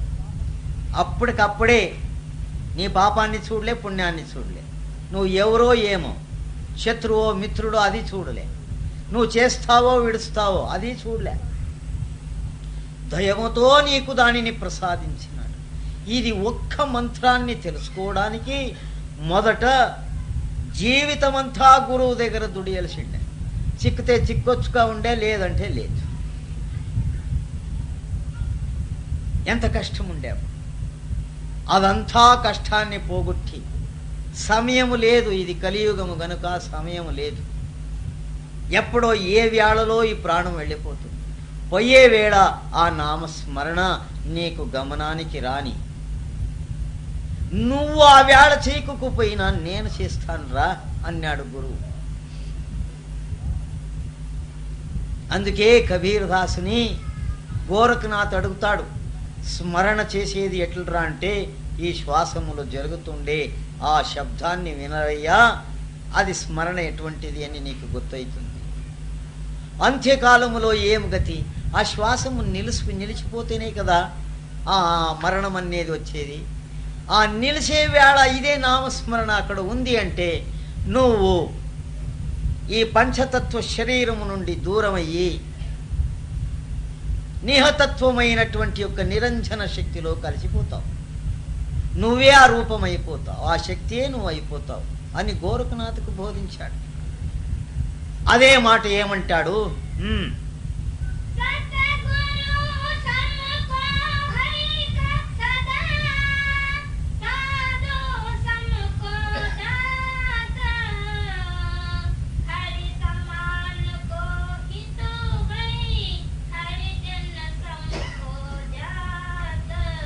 మన జాతి యావది అంటాడు. అంటే భక్తుల సాంగత్యములు ఆ హరిని స్మరించేటువంటి యొక్క జనాలు ఏమున్నారో వాళ్ళని హరిజన అన్నారు. అది ఆ జాతిని సృష్టించే కబీర్. హరి అంటే ఏమి? నీ పాపాన్ని హరణము చేసే శక్తి. ఆ స్మరణ చేస్తుండే వాళ్లే హరిజనులు. వాళ్ళు జాతిలో మమ్మల్ని కలిపివేసి, మనకి జాతి కులమా గోత్రమా ఏడుతుంది. పశువులకైనా జాతి ఉంది, ఇది ఇట్లా జాతి పశువు, ఇది ఇట్లా కులము అని దానికి ఉంది. మనకి ఏటివి లేదు. నామనాశనము, బుడనాశనము, సర్వనాశనము మనది. ఏడది జాతి, దానికి ఏమైనా విలువ ఉందా? లేదు. గురువు నీకు ఒక జాతిని సృష్టించాడు. నువ్వు ఆ హరికి చేరినవాడు, హరిజనుడయ్యా. నువ్వు ఎంత గొప్ప స్థితినిచ్చాడు. అది ఒక్కటి స్మరణ చేసుకుంటే చాలు, నేను ఏ జాతికి చేరినవాడు అంటే ఆ హరి జ్ఞాపకానికి వచ్చి వేస్తాడు. మరి ఆ హరి ఎటువంటి వాడు? సద్గురువు యొక్క ఆజ్ఞను పరిపాలిస్తూ ఉన్నాడు ఆ హరి. నువ్వు ఆ గురువు యొక్క స్నేహములో ఉంటే గురువే ఆజ్ఞ చేస్తాడు. చూడు, వీనికి ఇటువంటివి లేవు, అవన్నీ నువ్వు సప్లై చెయ్యి అంటాడు గురువు. చేసే తీరలా పరమాత్మ శక్తి. సంత్ సనేహి నామ్ సనేహి సంత్. పలటుదాస్ గారు ఏమంటాడు? పరమాత్ముని యొక్క స్నేహితులు మహనీయులు, మహాత్ములు, సాధువులు, సంతులు, గురువులు. ఆ పరమాత్ముడు ఎవడు అంటే వీళ్ళకి స్నేహితుడు. వహీ వాకిఫ్కారు హే, వాళ్లే యజమానులయ్యా, భక్తులే యజమానులు. వాళ్ళు ఏం చెప్తే రైట్ అంటాడు ఆ పరమాత్మ. అంతేకాదు వీళ్ళు ఏం చేసినా దానికి సంతకం పెడతాడు. వెనక ముందరానే చూడు ఆ పరమాత్మ. మీరు ఏం చేసినా రైట్, దానికి నేను ఒప్పుకున్నాను అని సంతకమే పెట్టి వేస్తాడు. అటువంటి గురువు మనకు ఆ ధాతుణ్ణి చూపి, నీ దరిద్రం ఇంకెక్కడుంటుందిరా, నువ్వే పరమాత్మని యొక్క స్వరూపం అయిపోవలసి చూడు ఇప్పుడు అని ఆ స్మరణ శక్తి, ఆ నామశక్తిని నీకిచ్చి నువ్వు ఎట్లయినా పిలువయ్యా. పడుకొనే పిలుస్తావో, లేచే పిలుస్తావో, తిట్టుకొని పిలుస్తావో, ప్రేమంతోనే పిలుస్తావు, అంతో పిలుస్తూ ఉండు, దాన్ని మాత్రం మరవవద్దు. ఏ రీతిగానైనా నువ్వు ఆ నామస్మరణ చేస్తూ ఉండు. అంత్యదశలో సాధువు ఏమి కావాలన్నా అది ఇస్తాడు. అయితే నీ జోలి చినిగిపోయింది, ఏం చేయాలి? నీ పాత్రకు బొక్క పడిపోయింది. వాడు అన్ని ప్రతి క్షణము ప్రతి నిత్యము ఇస్తూనే ఉన్నాడు. నీ హృదయ పాత్రలో 108 బొక్కలు, అక్కడ నిలువనే నిలువు. చరణదాసు గారు అనేవాళ్ళు ఒకరు మహానుభావులు అయిపోయారు ఢిల్లీలో.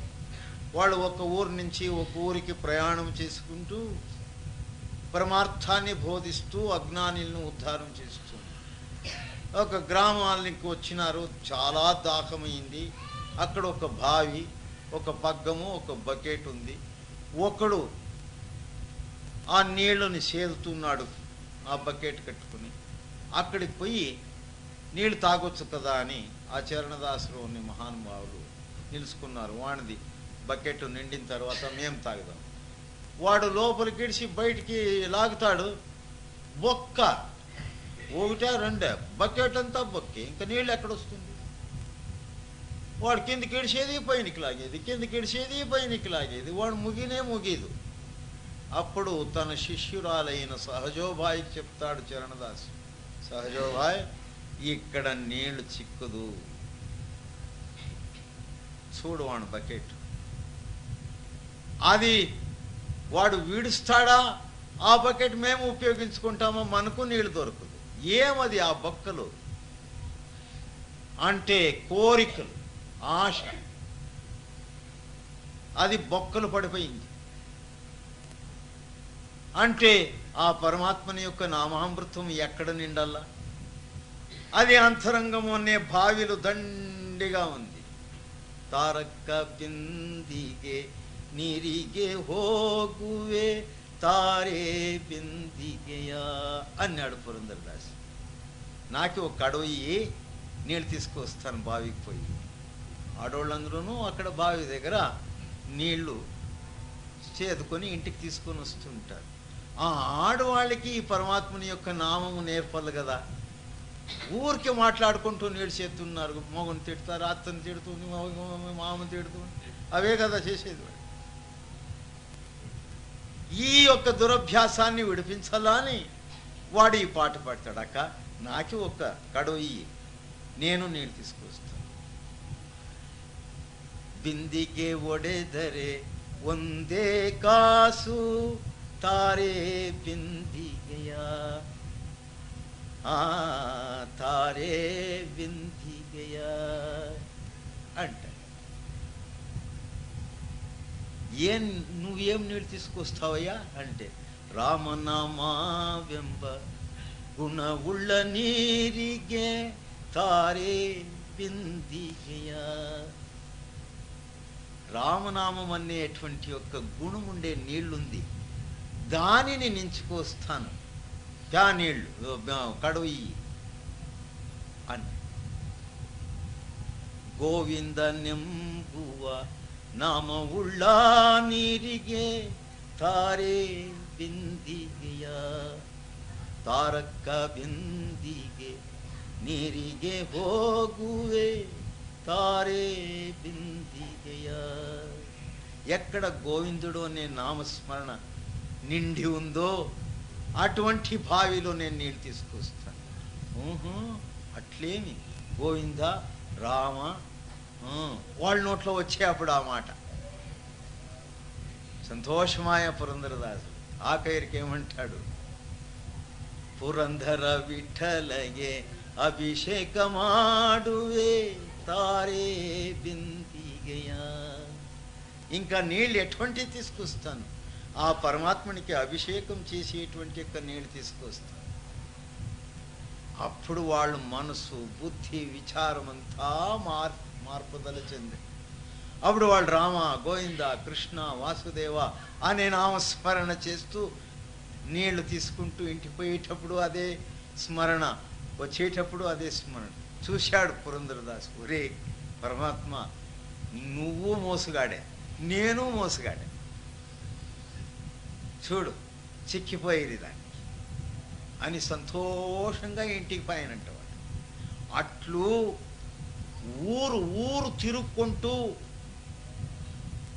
మేము పోలాపము అనేది ఆయనకి తెలుసు. మన దగ్గరికి వాళ్ళే వచ్చి మనకు ఇటువంటి యొక్క భావ భక్తి, సులభమైన భక్తిని బోధిస్తూ మన జీవితాన్ని ధన్యులుగా చేస్తూ తన మాదిరిగా చేసుకుంటాడంటే ఆ గురువు యొక్క మహాత్ముని యొక్క దయా ప్రేమ ప్రీతి ఎటువంటిది. అందుకే ఒక్క నిమిషమైనా సాధువులు సంతుల యొక్క సహవాసంలో ఉండి వెళ్ళిపో, దాని యొక్క సుగంధము జన్మము వరకు ఉంటుంది. ఇంకా ఏ పాపదోషము రాదు. సాధువుల దర్శనము చేసుకున్నావా పరమాత్మని యొక్క దర్శనము చేసినట్లే. భాగవతములో కృష్ణుడు అంటాడే మాట, నాకీ భక్తులకి భేదము లేదు, భక్తులే పరమాత్ముడు, పరమాత్ముడే భక్తుడు. ఎవరైనా భేదం చేస్తే వాళ్ళని సర్వనాశనం చేస్తాను అన్నాడు. అంత పరమాత్ముడే ఆ సాధువుల్ని గురించి వాళ్ళు సేవ చేసి తాను పరమాత్ముడైనాను అనేది ప్రకటన చేస్తూ ఉండగాను కూడా మేము నమ్మమంటే మా హృదయం ఎటువంటిది, మా బుద్ధి ఎటువంటిది ఆలోచించుకుంటే మేము మనుషులే కాదు, మనుష్యత్వము కూడా గురువే ఇయ్యాల. అదే ఉపదేశం. ఈ పశుత్వము నుండి జడత్వము నుండి విడపించి నిన్ను ఆ ఈశ్వర తత్వానికి తీసుకుపోవడానికి సద్గురు ఉపదేశం ఇచ్చి ఉపతిష్టత ఉపదేశ, ఇక్కడ కూర్చొనేది స్థానం నీది కాదు. ఒరే మనిషి, జీవాత్మ, నీ స్థానము చాలా గొప్పగా ఉంది. సర్వదేవి దేవతాదులకు నువ్వు పైన ఉండేవాడు. రా ఇక్కడికి, నీ భూమధ్యాన్ని చూపి అక్కడికి పిలుచుకొస్తాడు. ఇక్కడ నిన్ను కూర్చోబెడతాడు. ఇంకా అన్ని దేవి దేవత్యాది శక్తులంతా నీకిన్న కిందే ఉండేది. ఈ నేత్రము నుండి క్రిందే అన్ని దేవి దేవత్యాదులు ఉండేది. నువ్వు సద్గురు చెప్పినట్లు ధ్యానం చేసుకుంటూ పైనకు వీళ్ళందరూ దర్శనమిస్తారు, నీకు నమస్కరిస్తారు, నిన్ను ప్రార్థన చేస్తారు వాళ్ళంతా. అంటే నువ్వు ఎంత గొప్పవాడు. ఈ స్థితిని సద్గురు మన యోగ్యతను కూడా విచారము చేయక ప్రసాదించినాడంటే అటువంటి వాణి భక్తి ఎట్లు చేయాల? అదే కబీర్ దాస్ ఏమంటాడు, కోటి కోటి దండవత, కోటి కోటి నమస్కారాలు వేసినా తక్కువైనాయి, అది చాలదు. 4 యుగము నుండి దేవీ దేవత్యాదులు చేయి మొక్కుని నిలుచుకొని ఉన్నారు ఆ పరమాత్మని ద్వారములో. నీ దర్శనము కాలేదే, మనకు ఆ భాగ్యము కలగలేదే అని 4 యుగము నుండి కాచుకు ఉన్నారంటే నువ్వు ఒక్క నమస్కారం చేసేదానికి అహంకారములో చిక్కి, అభిమానములో చిక్కి నరకానికి పోతున్నావు కదా. ఇంకైనా నువ్వు జాగృతం కా. ఇది మంచి జాగృత స్థితి తెలుసుకునేది మనుష్య జన్మం. ఊరికే మాటలతో అక్కడ ఇక్కడ అరటాలు కొట్టుకొని పోగొట్టుకోవద్దండి. వ్యర్థంగా నిద్ర భోగ విలాసములో పోగొట్టుకోవద్దండి. ఇది చిక్కేలేదు. దీనిని సద్వినియోగము చేసుకో. ఈ శరీరాన్ని దుర్వినియోగము చేయొద్దు. ఇది చాలా వెల. దీనికి ఇది ధ్యాన అభ్యాస స్మరణ చేస్తూ చేస్తూ ఉండగా మనకు గుర్తవుతుంది ఇది ఎంత వెల వాడేది. దీనిలో దేవీ దేవతలు ఉన్నారు. సూర్యచంద్ర తారామండలం అంతా దీంట్లోనే ఉంది. గురువు ఉన్నాడు, పరమాత్ముడు ఉన్నాడు. ఎటువంటి మందిరం ఇది! నువ్వు ఎక్కడికైనా తీసుకుపోవచ్చు, ఎక్కడైనా కూర్చోబెట్టుకోవచ్చు ఈ మందిరాన్ని. ఎక్కడంటే అక్కడే స్మరణ చేయొచ్చు. మేము బయట కట్టిండే దేవస్థానం ఎటువంటిది? బసవಣ್ಣ ఏమంటాడు? స్థావరకే అడివుంటూ జంగమకే అడివిల్ల, కేళయ్యా కూడల సంగయ్య అన్నాడు. సావుకారులు, సేట్లు, రాజులు ఎటువంటి దేవస్థానాలు కట్టించినారు? వాళ్ళ దగ్గర ఉండే డబ్బు చేశారు. నేను బీదువాడయ్యా, నా దగ్గర లేదు. మరి నువ్వేం చేస్తావు అని గురువు అడిగితే, ఎన్న కాలే కంబ, ఎన్న దేహవే దేగుల, ఎన్న శిరవే హొన్న కళశవయ్యా అన్నాడు. ఎంత ఉత్సాహముతో ధైర్యముతో పలికిన మాట! నిజమే. ఈ దేహము దేవాలయము కావాల. అది నువ్వు చేసుకునే పని. ఇప్పుడు ఎక్కడో దూరం ఉండే దేవుణ్ణి నీ దగ్గర, నీ హృదయములో నిలబెట్టుకునే సమయం ఇది.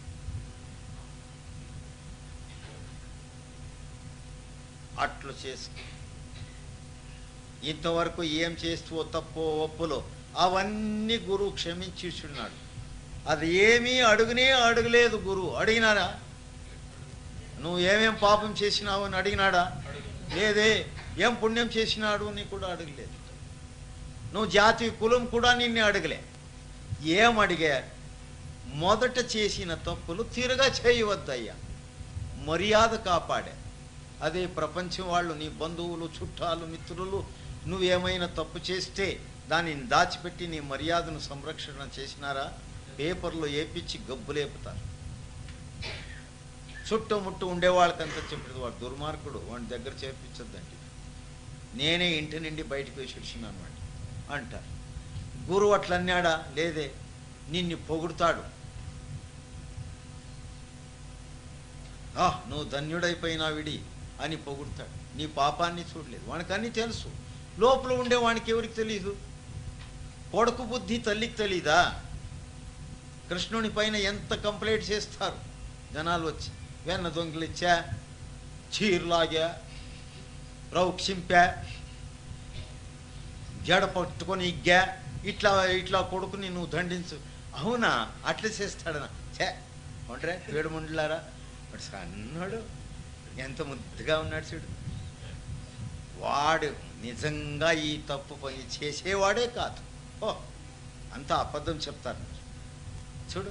వాడు ఏమి తెలియకపోయేట్లు నిలుచుకున్నాడు. ఏరా కృష్ణ తప్పు చేస్తా? లేదమ్మా, ఊరికి చెప్పు. ఆయం కొడుకే నాకి వెన్న తీసుకొచ్చి దొంగతనంగా నా నోట్లో పెట్టా అని చూడరే ఎట్లా చెప్తాడు. అటువంటి తల్లి తన కొడుకు బుద్ధి తెలిసినా కూడా దాచిపెడుతుంది. ఇంకా జగన్మాతా స్వరూపుడు ఆ పరమాత్ముడు, సర్వజీవులకు తల్లి. నిన్ను ఒప్పు తప్పులను తన కడుపులో ఉంచుకుని నీ మర్యాద మానాన్ని కాపాడి తన మాదిరిగా చేసుకుంటాడంటే వాని చింత చెయ్యి. వాడు చెప్పిన స్మరణలో ఉండు. వాని యొక్క సేవ, సేవ అంటే ఏమి? నువ్వు వానికి ఏం సేవ చేసే పని లేదు, వాడే నీ సేవ చేస్తున్నాడు. ఇదే అర్థం చేసుకోండి. నీ దేహాభిమానము పోని అని ఏదైనా ఒక సేవ చేయండి. ఆ మన్ని ఇక్కడే ఏండ్రా, ఈ మన్ను అక్కడే ఏండ్రా, పశువుడండ్రా. ఎందుకు చెప్తాడు ఇది? దేహాభిమానం పోవాల. ఈ దేహమే నేను అనేది వెళ్ళిపోవాల. ఈ సేవతో వెనక యుగమైంటే నీ జీవితం అంతా ఉపవాసం చేసి ఆకు అలుము తినుకొని గవిలోనో గుట్లోనో అరణ్యంలోనో ఎక్కడో ఒక చోట పడిండు అని చెప్తుండ్రు. అది అవుతుందా మన చేతిలో? కాదు. ఇంత సులభంగా సేవ, స్మరణ, సత్సంగ శ్రవణ, నీకేమైనా మంచి బుద్ధి ఉంటే సద్గురు చెప్పిన వాక్యములంతా జ్ఞాపకములో పెట్టుకుని ఒక గ్రంథములో, ఒక పుస్తకములో రాయి, చదువుపించు, వినపించు. బుద్ధి ఉంటే ఈ సేవ చెయ్యి. ద్రవ్యం ఉందా? సద్గురు చెప్పినట్లు సత్యకార్యములో దానము చెయ్యి. ద్రవ్య బడేతో దాన కర్, హాడ్ బడేతో హరిభజన కర్. నీ శరీరం సుదృఢంగా భద్రంగా ఉందా? బలంగా ఉన్నావా? కూర్చొని బాగా పరమాత్మని యొక్క ధ్యానం చెయ్యి. ద్రవ్యము, డబ్బు ఎక్కువగా ఉందా నీ దగ్గర? పాడు చేయొద్దు. అది ఈ ప్రపంచానికి ప్రాణం. అది ఆ ప్రాణం ఎవరి దగ్గర లేదో నువ్వు ఈ గురువు చెప్తాడు ఇటువంటి వాళ్ళకి, ఇటువంటి కార్యానికి ఖర్చు చేయి. అది చేయి, తక్కువ అవుతుందేమో చూస్తాం, తక్కువ అయ్యలేదు. నేను పొలుకుంట నుంచి వస్తే మొన్న నా దగ్గర 35 రూపాయలు ఉంది, దానిపైన లేదు. ఏమంటే అదో ఆ లక్ష్మీనారాయణది వ్యాన్ ఉండే, ఖర్చు దావలో ఏం లేదు. సరే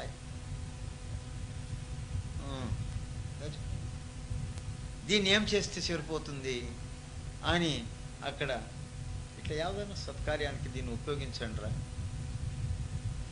అని వాళ్ళకే ఇచ్చొస్తే, మరి నాకేం తక్కువయా?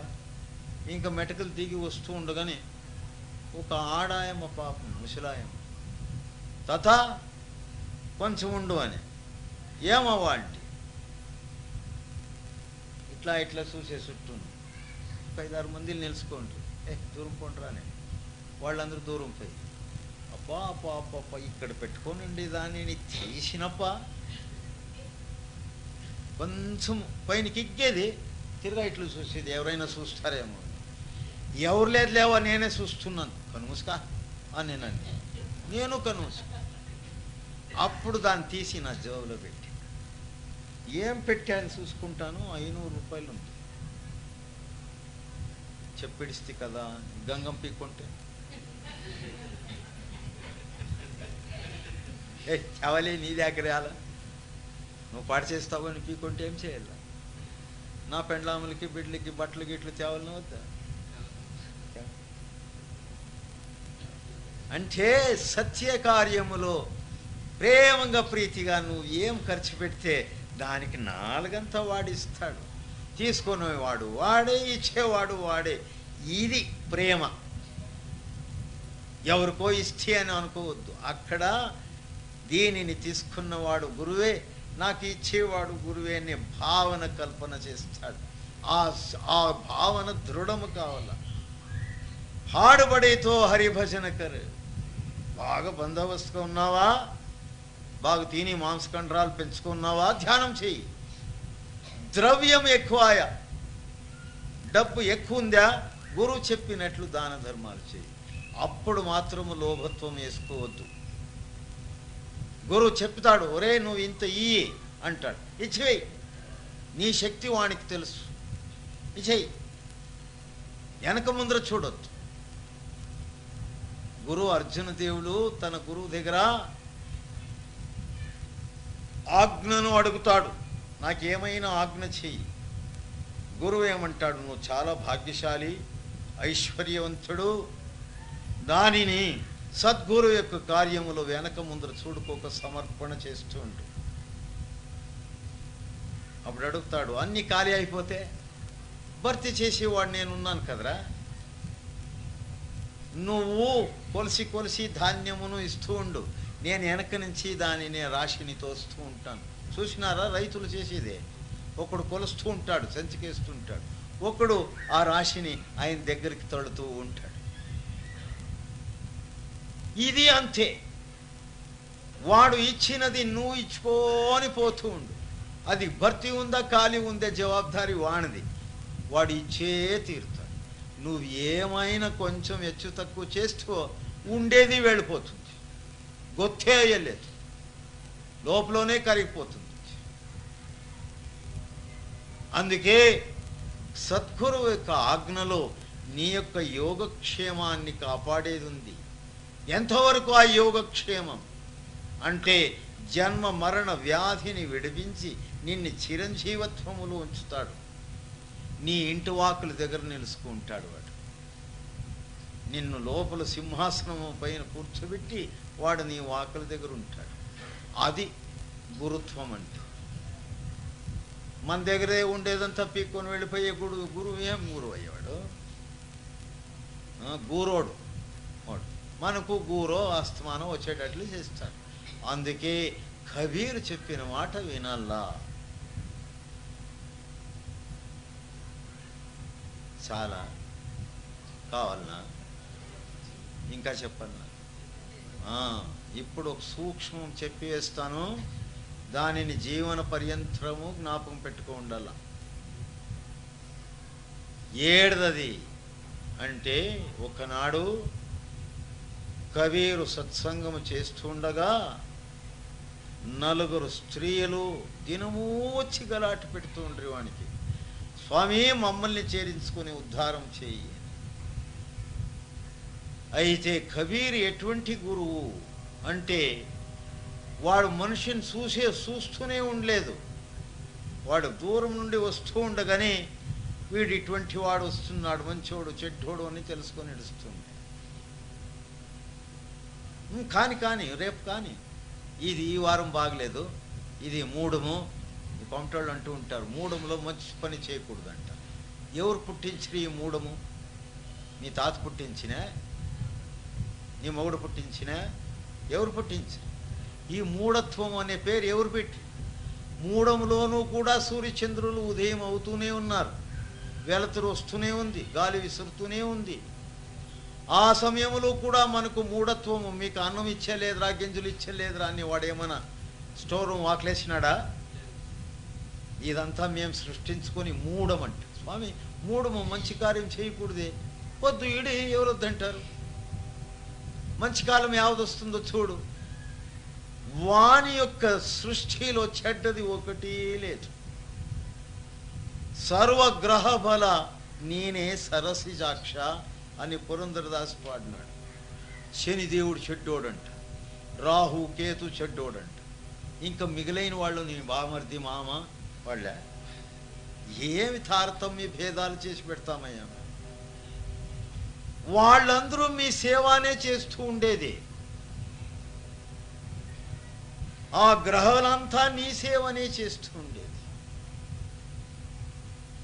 ఆ గ్రహములో ఉండే శక్తి పరమాత్మ శక్తి సరసిజాక్ష సర్వగ్రహబల నీని సరసిజాక్ష అని ప్రార్థన చేసినాడే. వాడేం దడ్డ మూర్ఖుడా వాడు? అన్ని గ్రహములోనూ నీవే ఉండేది, అన్ని విధంగా నాకు సహకరిస్తున్నావు.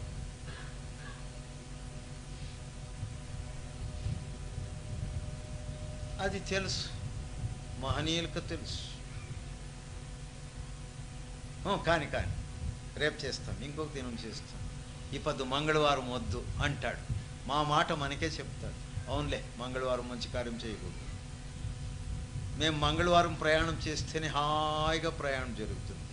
ఇంకా వేరే వారాలకు ప్రయాణం చేసినామంటే బస్సులో స్టాండింగు, లేదంటే సీటే లేవు, దిగు కిందికి అనేది తొందించుకునేది.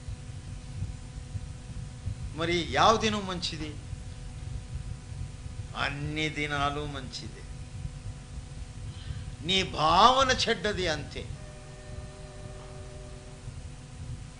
వాళ్ళ యొక్క పరిస్థితిని బదలాయించడానికి వాళ్ళ యొక్క మాటలతోనే దినమో ఏదో ఒక సూళ్ళు చెప్పి పంపుతూ ఉంటాడు. ఎలా అంటే ఇట్లయినా ప్రతి దినం వస్తూ ఉండే వీళ్ళు సాధువులు సంతుల్ని దర్శనం చేసుకుని సత్యవాక్యాలు వింటూ ఉంటే వీళ్ళకి సంస్కారం వస్తుంది, మంచి బుద్ధి వస్తుంది, తెలుసుకుంటారు అని ఏదో ఒక సూళ్ళు చెప్పి రేపురా మరునాడురా అని ఇట్లంతా చెప్తుంటే ఒకనాడు ఏం చేసిరా, ఆ 4 స్త్రీలు ఒక మొండు పట్టు వేసుకుని ఈ పది ఏమైనా కానీ ఈ కబీర్ దాసు అనేవాడిని ఇంటి వాకిలు విడిచి పోయేదే వద్దు అని పోయినట్లే పోయిరి. అందరూ పోయిరి అని కబీర్ దాసు వాకిలు మూసాడు. వీళ్ళు తిరగవచ్చి వాకిల దగ్గర కూర్చొని విడిచి తెల్లవారుజాము వాకిలు తీస్తే వీళ్ళు 4 అక్కడే ఉన్నారు. ఎవరు యారున్నారు? మేము నీ వాకిలు విడిచిపెట్టి పోయలేదు, మాకు నామోపదేశం ఇస్తేనే సరి అన్నారు. ఓహో కానమ్మ అని ఏం చేశాడు, లోపలికి ఒక ఆయమ్మను పిలిచా, వాకలేసా. ఏమడుగుతాడు? ఒక ప్రశ్న వేస్తాడు. నా ప్రశ్నకు నువ్వు జవాబు చెప్పు ఉంటాడు. ఏమి? ఒక పడవలో పోతూ ఉంటావు, ఆ పడవ మునిగే పరిస్థితి వస్తుంది, తుఫాన్ లేచి. దాంట్లో 50 మంది మగవాళ్ళు ఉంటారు, నువ్వు ఒకతే ఆడది. అది ఎట్టెట్లో ఒక చోట చేరుతావు. అప్పుడు ఆ 50 మంది మగవాళ్ళని వాళ్ళు ఏమైనా నీ పైన చేయి చేస్తే నువ్వు ఎట్లు బతుకుంటావు, నీ మాన మర్యాదని ఎట్లు కాపాడుకుంటావు అంటు. ఆయం ఏమంటుంది? 50 మందిలో అయితే నాతో ఏమవుతుంది వాళ్ళని ఎదిరించేది? అప్పుడు నేనేం చేస్తాను? ఊర్లేసుకొని చెడుస్తాను, ఆత్మహత్య చేసుకొని ఎడుస్తాను అని. ఓ కానీ మంచిది, నువ్వు పో బయటికి అన్నాడు. రెండో ఆయమ్మను పిలిపించి ఇదే ప్రశ్న వేసి, ఆయన కొంచెం తెలివి, పియూసి చదువుకున్నా, ఎల్కేజీ దాటిన్నా.